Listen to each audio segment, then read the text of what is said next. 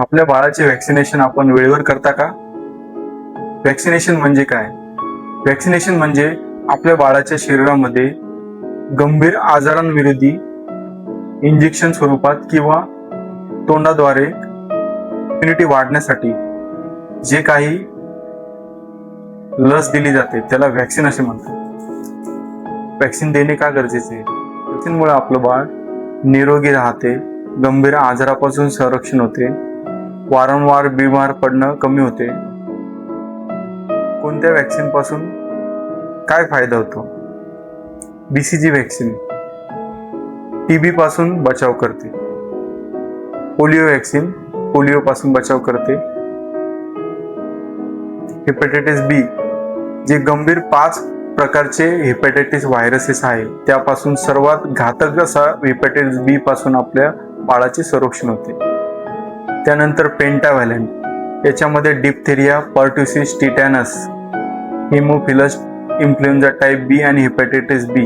Diphtheria म्हणजे घटसर्प, pertussis म्हणजे डांग्या खोकला, टिटॅनस, त्यानंतर हिमोफिलस इन्फ्लुएन्झा टाईप B म्हणजे जो गंभीर असा निमोनिया आणि मेंदूज्वरापासून बाळाचे संरक्षण होण्यास मदत करतो.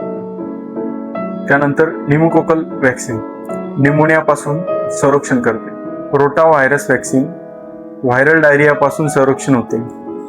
MMR व्हॅक्सिन मम्स, मिझल आणि रुबेला.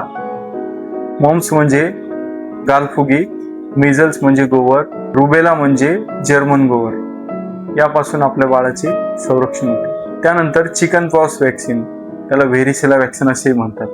कांजण्यापासून आपल्या बाळाचे संरक्षण होते. Hepatitis A vaccine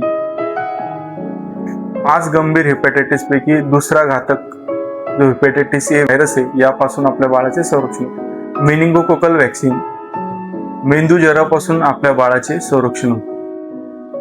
HPV vaccine साधारणतः 10 वर्षाच्या वरील मुलींना हे व्हॅक्सिन गर्भाशय विरोधी कॅन्सर साठी दिली जाते.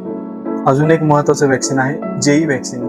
JE व्हॅक्सिन म्हणजे जॅपनीज एन्सेफेलायटिस. यामध्ये